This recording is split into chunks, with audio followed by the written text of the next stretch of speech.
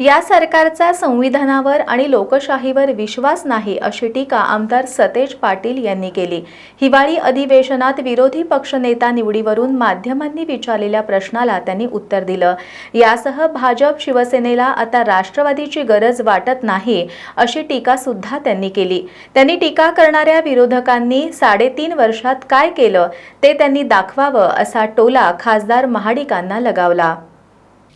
राज्यातील महापालिका निवडणुकांचं बिगुल आज वाजलं। या पार्श्वभूमीवर विधान परिषदेतील काँग्रेसचे गटनेते आमदार सतेज पाटील यांनी माध्यमांशी बोलताना काँग्रेस कोल्हापूर महापालिकेची निवडणूक ताकदीनं लढणार असल्याचं सांगितलं।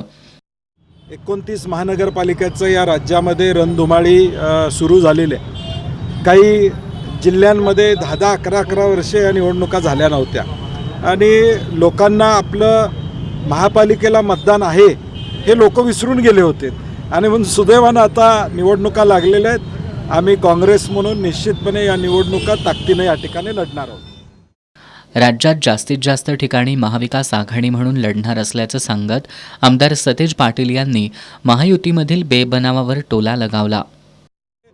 राष्ट्रवादीची गरज त्यांना संपलेली आहे आता, त्यामुळे फार त्यांचा विचार करतील असं भाजप किंवा शिवसेना करेल असं मला वाटत नाही आणि आता सीट वाटपामध्ये ते स्पष्ट दिसेल।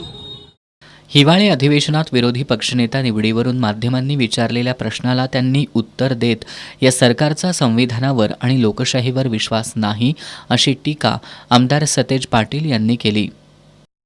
संविधानावर विश्वास सरकारचा नाही आहे, लोकशाहीवर विश्वास त्या ठिकाणी नाही आहे। एवढं मोठं बहुमत असताना विरोधी पक्षनेता पद विधानसभा आणि विधान परिषद देण्यामध्ये काय अडचण होती असं मला वाटत नाही, परंतु लोकशाहीवरचा विश्वासच विद्यमान सरकारचा नाही आहे हे वास्तव समोर येतं।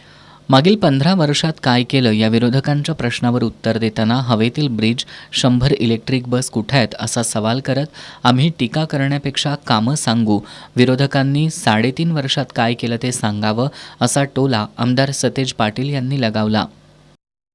त्यांना टीका करण्याशिवाय दुसरं काही येत नाही। गेल्या 3.5 वर्षामध्ये काय केलं त्यांनी उत्तर त्या ठिकाणी दिलं पाहिजे।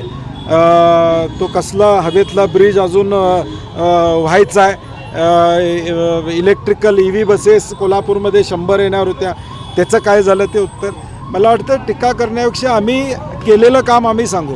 पोलिसांच्या वसाहतीसाठी इथं निधी आम्ही आणला, थेट पाईपलाईन योजना ही कोल्हापूरपर्यंत आणण्याचं काम केलं, परंतु गेल्या 3.5 वर्षामध्ये या कोल्हापूर शहरामध्ये महायुतीच्या सरकारनं नेमकं काय केलं। 100 कोटीचे रस्ते आले, परंतु त्या रस्त्याचा दर्जा तुम्ही सगळ्यांनी बघितलेला आहे। सर्किट बेंचनं त्याची दखल घेतली म्हणजे काम किती चांगलं आहे हे दिसून येतं। यावेळी आमदार सतेज पाटील यांनी कोल्हापूर महानगरपालिका काँग्रेस आणि महाविकास आघाडी म्हणून पूर्ण ताकदीनं लढेल असा निर्धार व्यक्त केला।